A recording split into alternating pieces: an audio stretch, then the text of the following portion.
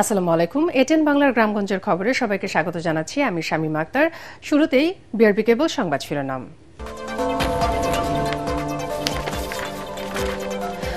এনসিপির উপর আওয়ামী লীগ ও নিষিদ্ধ ছাত্রলীগের হামলা, অগ্নিসংযোগ ও ককটেল বিস্ফোরণ। গোপালগঞ্জ রণক্ষেত্র জেলায় ১৪৪ ধারা সেনা প্রহরায় সরিয়ে নেওয়া হল নাহিদ হাসনাতদের। কোটা সংস্কার আন্দোলনের প্রথম শহীদ আবু সাইদ পরিণত হন। জুলাই অভ্যুত্থানের প্রতীকে প্রথম মৃত্যুবার্ষিকী শ্রদ্ধার সঙ্গে স্মরণ করছে জাতি।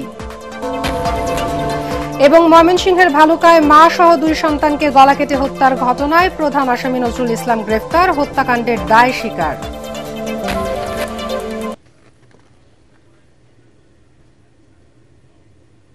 শুনছিলেন বিআরবি কেবল সংবাদ শিরোনাম, এবার বিস্তারিত।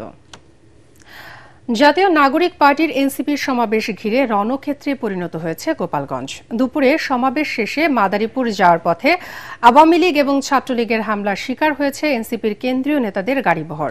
এরপর পুলিশ এবং আওয়ামী লীগ ছাত্রলীগ নেতাকর্মীদের মধ্যে সংঘর্ষ শুরু হয়। এ অবস্থায় জেলা শহরে ১৪৪ ধারা জারি করেছে গোপালগঞ্জ জেলা প্রশাসন। পরিস্থিতি নিয়ন্ত্রণে পুলিশ এবং সেনাবাহিনী গুলি চালায়। এ ঘটনার পর সেনা প্রহরায় সরিয়ে নেওয়া হয় নাহিদ হাসনাত সহ এনসিপির নেতাকর্মীদের। এদিকে এর আগে দুপুর ১:৩০টার দিকে গোপালগঞ্জ শহরের পৌর পার্ক এলাকায় আয়োজিত এনসিপির সমাবেশের মঞ্চেও হামলা চালানো হয়। পরে পৌর পার্ক এলাকা ত্যাগ করার কিছু সময় পর হামলার মুখে পড়েন এনসিপির গাড়িবহর। এদিকে এনসিপির আহ্বায়ক নাহিদ ইসলাম জানিয়েছেন, গোপালগঞ্জে কোনো সন্ত্রাসীদের যন্ত্রণা সহ্য করতে দেওয়া হবে না। যে কোনো মূল্যে গোপালগঞ্জে মুজিববাদ মুক্ত করা হবে। গোপালগঞ্জ শহরের পৌর পার্কে আয়োজিত সমাবেশে তিনি বলেন, গোপালগঞ্জে এনসিপির কর্মসূচিকে বাধা দেওয়া হয়েছে, দ্বিগুণ গতিতে এর জবাব দেওয়া হবে।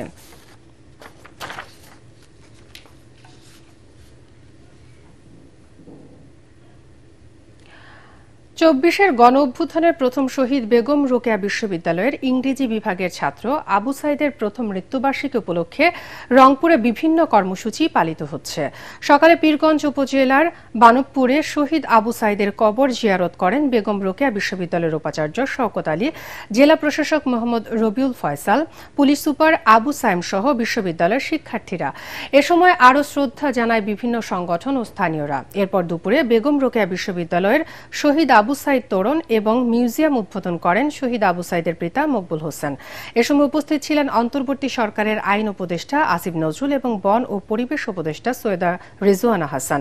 পরে রোকেয়া বিশ্ববিদ্যালয়ে আয়োজিত শোকসভায় অংশ নেন তারা। অনুষ্ঠানে রংপুরে জুলাই শহীদদের পরিবারের সদস্যরা উপস্থিত রয়েছেন। আবু সাইদ হত্যাকাণ্ডের জন্য স্পষ্টভাবে যে 2জন পুলিশ কনস্টেবল দায়ী ছিল, সুজন এবং আমির হোসেন, তারা 2জনই গ্রেফতার হয়েছে। তাদের বিচার কাজ শুরু হয়েছে। ফরমাল চার্জ দেওয়া বলে, এখানে আইনের বিষয়ে যারা বুঝেন ভালো করে বুঝবেন, ফরমাল চার্জ দেওয়ার মাধ্যমে বিচার কাজ শুরু হয়।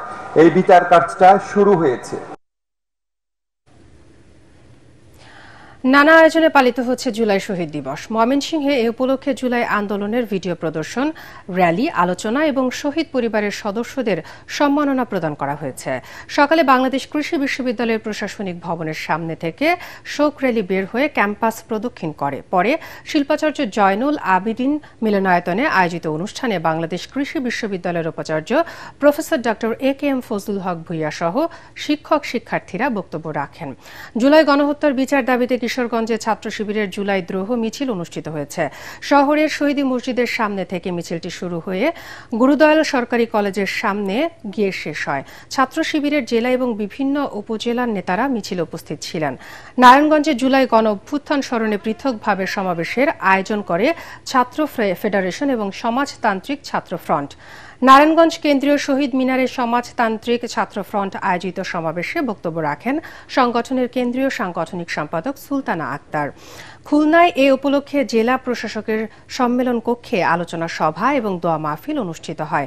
সভায় বিভাগীয় কমিশনার ফিরোজ সরকার, জেলা প্রশাসক সাইফুল ইসলাম, নগর বিএনপির সভাপতি শফিকুল আলম মনা এবং নগর জামায়াতের আমির অধ্যাপক মাহফুজুর রহমান সহ এনসিপি এবং বৈষম্য বিরোধী ছাত্র আন্দোলনের নেতারা উপস্থিত ছিলেন। বরিশালের জুলাই শহীদ দিবস উপলক্ষে সরকারি ব্রজমোহন কলেজে আলোচনা সভা এবং স্মৃতিচারণ অনুষ্ঠিত হয়।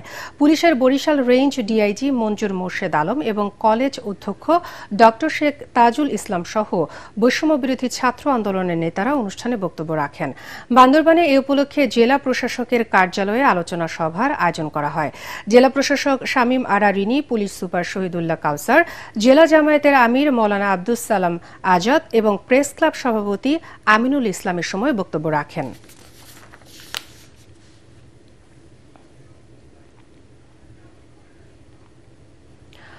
কোটা সংস্কার আন্দোলনের প্রথম শহীদ আবু সাইদের প্রথম মৃত্যুবার্ষিকী আজ।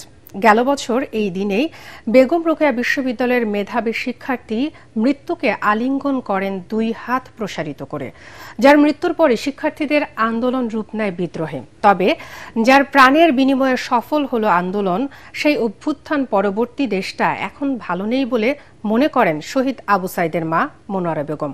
তার বাবা চান ছেলে হত্যার সুষ্ঠু বিচার। বোনের দাবি 16 জুলাইকে আবু সাইদ দিবস হিসেবে পালনের। রংপুরের পীরগঞ্জে আবু সাইদের বাড়ি থেকে ফিরে রিপোর্ট করছেন মাজহারুল হক মুহাজ্জির।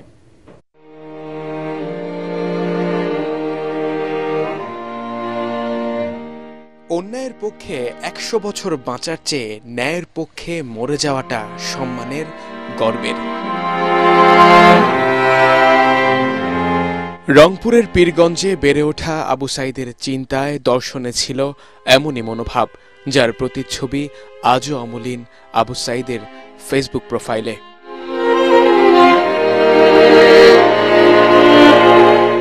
বেগম রোকেয়া বিশ্ববিদ্যালয়ের ইংরেজি বিভাগের শিক্ষার্থী আবু সাইদ 2024-এর কোটা সংস্কার আন্দোলনের শুরু থেকে ছিলেন নেতৃত্বে। বৈষম্যের বিরুদ্ধে বলিষ্ঠ ছিল তার কণ্ঠস্বর। এখানে আমাকে ছাত্রলীগের সভাপতি আমাকে চর থাপ্পড় মারছে, এখানে উনি আমাকে নিজে স্টিল আমাকে থাপ্পড় মারছে। 16 জুলাই 2024 আন্দোলনের এক পর্যায়ে পুলিশের ধাওয়ায় শিক্ষার্থীরা যখন ছত্রভঙ্গ হয়ে পড়ে, তখনই 2 হাত প্রসারিত করে পুলিশের সামনে দাঁড়িয়ে যায় আবু সাইদ। ঠিক সেই মুহূর্তে ঘাতক পুলিশের গুলিতে নিভে যায় এক বীরের জীবন প্রদীপ। এই কবরেই শুয়ে আছেন গেল বছর কোটা সংস্কার আন্দোলনে পুলিশের গুলির সামনে 2 হাত প্রসারিত করা তরুণ মেধাবী যুবক আবু সাইদ, যার মৃত্যুর খবর ছড়িয়ে পড়ার পর থেকেই কোটা সংস্কার আন্দোলন রূপ নেয় ফ্যাসিবাদ বিরোধী এক আন্দোলনে। 9 ভাই বোনের অভাবের সংসারে কেবল আবু সাইদেরই পড়াশোনা চালিয়ে যাওয়া সম্ভব হয়েছিল। পরিবারের স্বপ্ন ছিল তাকে নিয়ে আকাশ ছোঁয়া। ছেলের মৃত্যুর পর তাই তো বাকরুদ্ধ তার পরিবার। নতুন দেশের দিশা দেখালো যেই তরুণ, তার মায়ের বুক যে খালি, ফিরবে না প্রিয় সন্তান। বাংলাদেশ বেশি একটা ভালো এখনো হয়নি, এখনো সংবাদ পাওয়া যায় নাই ভালো। সহজ সরল বাবাটা বোঝে না এত কিছু। বড় বোন তার ভাইকে দেখতে চায় কাগজের পাতা থেকে শুরু করে সব জায়গায়। আমার ছেলে প্রথম শহীদ, সে ছেলের বিচারের প্রকৃতি কিছুই এখন পর্যন্ত হলো না। 1 বছর ফিরিয়ে এলো। এখন আমি সরকারের কাছে এই দাবি জানাই যে আমার ছেলে প্রকৃতিতে যারা গুলি করে হত্যা করছে, তার সাথে যারা জড়িত, এদের ঘরক আইনের আওতায় আনি বিচার করা হোক। 1 বছর হয়ে গেছে আমার ভাইয়ের রক্ত জানি ব্যথা না যায়, যে 16 জুলাই দিবস পালিত হয়, এটাই আমাদের কাছে চাওয়া। পীরগঞ্জের প্রত্যন্ত বাবনপুর গ্রাম এখন সকলের কাছে চেনা। নতুন ঘর উঠেছে, সংসারে টাকা আসে, শুধু নেই আবু সাইদ। যারা নির্যাতিত ছিল, বন্দী ছিল, জেল হাজতে ছিল, আয়না ঘরে ছিল, ওরা কি আল্লাহর কাছে ফরিয়াদ করে নাই? সেটা হয়তো আবার ছেলের ছেলেই কবুল করছে আল্লাহ। মাজহারুল হক মুহাজির, ATN বাংলা, পীরগঞ্জ, রংপুর।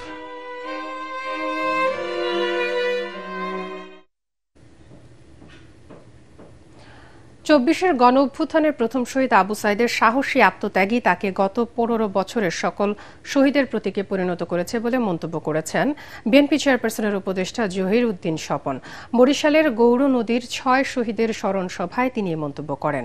গৌর নদী এবং আগৈলঝাড়া উপজেলার এবং পৌর শাখা বিএনপি আয়োজিত স্মরণ সভায় জেলা বিএনপি নেতা দেওয়ান মোহাম্মদ শহীদুল্লাহ এবং উপজেলা বিএনপির আহ্বায়ক সৈয়দ সারোয়ার আলম সহ অন্যান্যরা বক্তব্য রাখেন। শহীদ পরিবারের সদস্য সহ স্থানীয় বিএনপি নেতাকর্মী এবং গণ্যমান্য ব্যক্তিরা সভায় উপস্থিত ছিলেন।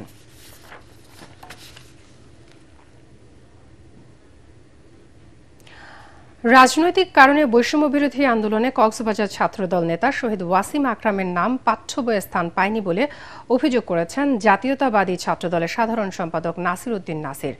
শহীদ ওয়াসিমের প্রথম মৃত্যুবার্ষিকীতে কক্সবাজারের পেকুয়ার মরহুমের বাড়িতে গিয়ে কবর জিয়ারতের পর ছাত্রদলের সাধারণ সম্পাদক এ অভিযোগ করেন।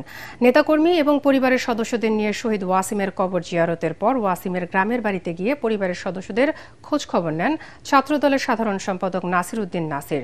16 জুলাই চলে আসুন 16 শহরে সামাজিক যোগাযোগ মাধ্যমে এমন পোস্ট দিয়ে বৈষম্য বিরোধী আন্দোলনে গিয়ে শহীদ হন ছাত্রদল নেতা ওয়াসিম আকরাম। আসলে রয়ে গিয়েছে এটি শহীদ ওয়াসিমকে শহীদ মুগ্ধ এবং শহীদ আবু সাইদের নামটি পাঠ্যপুস্তকে অন্তর্ভুক্ত করা হলো শুধুমাত্র রাজনৈতিক কর্মী হিসাবে এবং বাংলাদেশ জাতীয়তাবাদী ছাত্রদলের একজন একনিষ্ঠ কর্মী হওয়ার কারণে তার নামটি পাঠ্যপুস্তকে অন্তর্ভুক্ত করা হয়নি। সরকারের দায়িত্বের প্রথম ধাপটি হওয়া উচিত ছিল যারা শহীদ হয়েছেন তাদেরকে রাষ্ট্রীয়ভাবে ক্ষতিপূরণ দেওয়া এবং যারা আহত হয়েছেন তাদেরকে পুনর্বাসনের ব্যবস্থা করা হয়নি। এটি এই অন্তর্বর্তীকালীন সরকারের একদমই আমরা যেটি ব্যর্থতা যেটি মনে হচ্ছে সেটি। ময়মনসিংহের ভালুকায় মা সহ 2 সন্তানকে গলা কেটে হত্যার ঘটনার প্রধান আসামি নজরুল ইসলামকে গ্রেফতার করেছে পুলিশ। গাজীপুরের জয়দেবপুর রেল স্টেশন থেকে তাকে গ্রেফতার করা হয়। পুলিশ জানায় রোববার দিবাগত রাতে পারিবারিক কলহের জের ধরে ভালুকার TNT রোড এলাকার ভাড়া বাসায় ঘুমন্ত অবস্থায় ধারালো দা দিয়ে কুপিয়ে একে একে 3 জনকে খুন করে সে। খুনের পর নজরুল পাশের কক্ষে গিয়ে ঘুমিয়ে পড়ে। এরপর ভোরে বাসায় তালা লাগিয়ে সে পালিয়ে যায়। ময়মনসিংহের অতিরিক্ত পুলিশ সুপার আব্দুল্লাহ আল মামুন জানান, স্বীকারোক্তিমূলক জবানবন্দিতে নজরুল এ হত্যাকাণ্ডে তার সাথে আর কেউ জড়িত ছিল না বলে জানিয়েছে।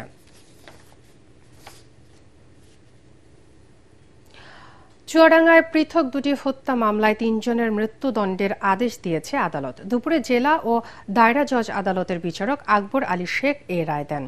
একই সাথে প্রত্যেককে 10,000 টাকা করে জরিমানার আদেশ দেওয়া হয়। দণ্ডপ্রাপ্তরা হলেন আলমডাঙ্গার বামানগরের কাশেম আলীর ছেলে স্বাধীন আলী এবং চুয়াডাঙ্গার ফার্মপাড়ার বিপ্লব হোসেনের ছেলে আশিকুর রহমান আশিক এবং জীবননগরের গঙ্গাদাসপুরের ইব্রাহিম মণ্ডলের ছেলে জসিমউদ্দিন। মামলার বিবরণে জানা যায়, জমি জমা সংক্রান্ত বিরোধের জেরে আলমডাঙ্গা জেহালা ঠিকাদার কামাল হোসেনকে 2022 সালের 9 মে রাতে খুন করা হয়। এছাড়া 2022 সালের 16 জুন জীবননগরের গঙ্গাদাসপুরে কৃষক বাবলু রহমানকে হত্যা করে দুর্বৃত্তরা। যশোর অভয়নগর উপজেলার ডহর মশিয়াহাটি গ্রামে দুর্বৃত্তদের আগুনে ক্ষতিগ্রস্ত মাতুয়া সম্প্রদায়ের 14 পরিবারকে পুনর্বাসন করেছে সেনাবাহিনী। মঙ্গলবার বিকেলে স্থানীয় ডহর মশিয়াহাটি প্রাথমিক বিদ্যালয়ে এক অনুষ্ঠানের মাধ্যমে 55 পদাতিক ডিভিশনের কমান্ডিং অফিসার এবং যশোর সেনানিবাসের GOC major general JM Emdadul Islam ক্ষতিগ্রস্তদের মাঝে মেরামত করা ঘর এবং নগদ টাকা তুলে দেন। জেলা প্রশাসক আজহারুল ইসলাম সহ ঊর্ধ্বতন সামরিক এবং বেসামরিক কর্মকর্তারা এ সময় উপস্থিত ছিলেন।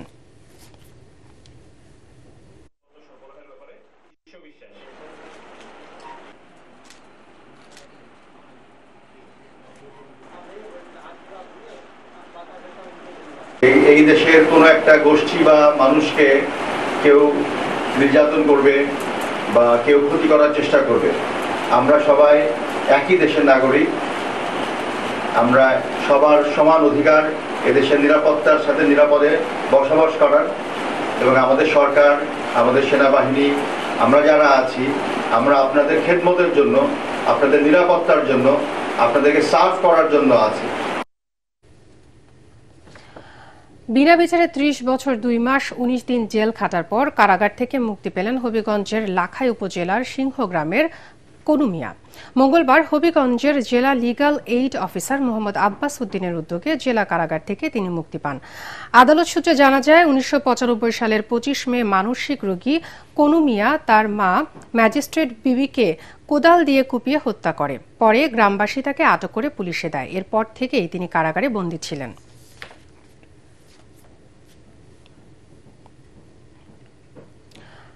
নওগাঁয় চাষ করা হচ্ছে কালো সৈনিক পোকা। মাছের খাবারের বিকল্প হিসেবে চাহিদা থাকায় খামারে উৎপাদন করা হচ্ছে এর লার্ভা।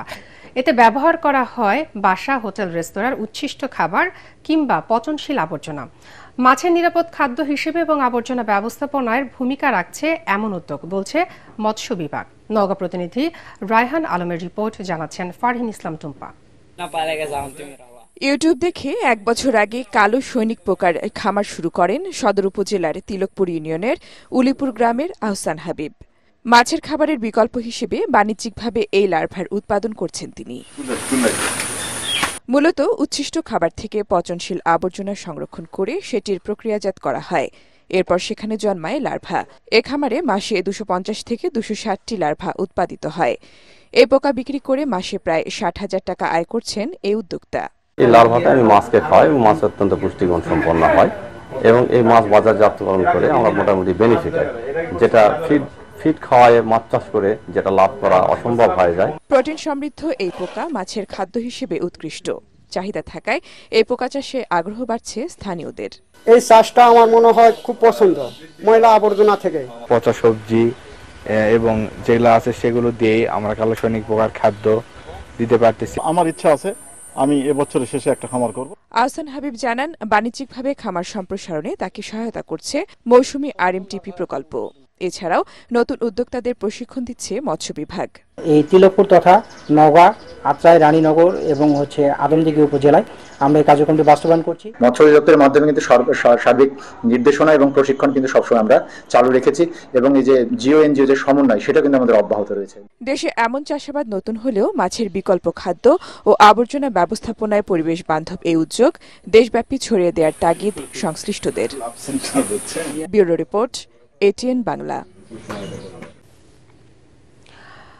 যশোরের সাংবাদিক শামসুর রহমান কেবলের 25তম মৃত্যুবার্ষিকী যথাযোগ্য মর্যাদায় পালিত হয়েছে।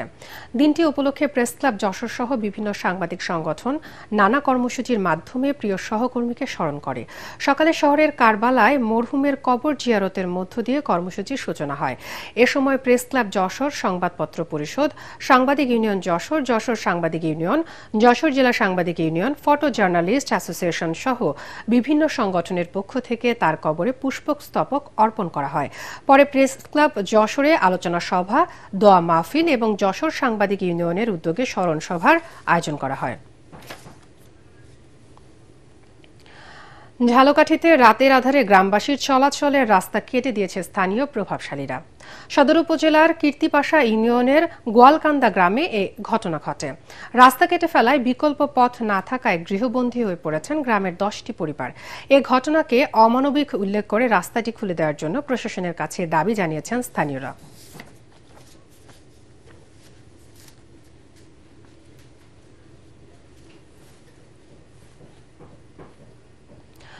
জয়পুরহাট নার্সিং ইনস্টিটিউটে অগ্নিকাণ্ডের ঘটনা ঘটেছে।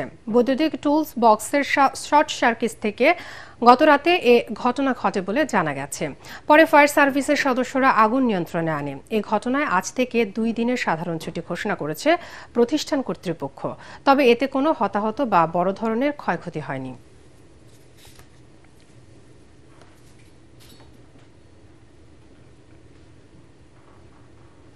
পরবর্তী সংবাদ দেখার আমন্ত্রণ জানিয়ে এখনকার মতো শেষ করছি। ATN বাংলা সংবাদ ইউটিউবে দেখতে ব্রাউজ করুন youtube/ATN বাংলা নিউজ।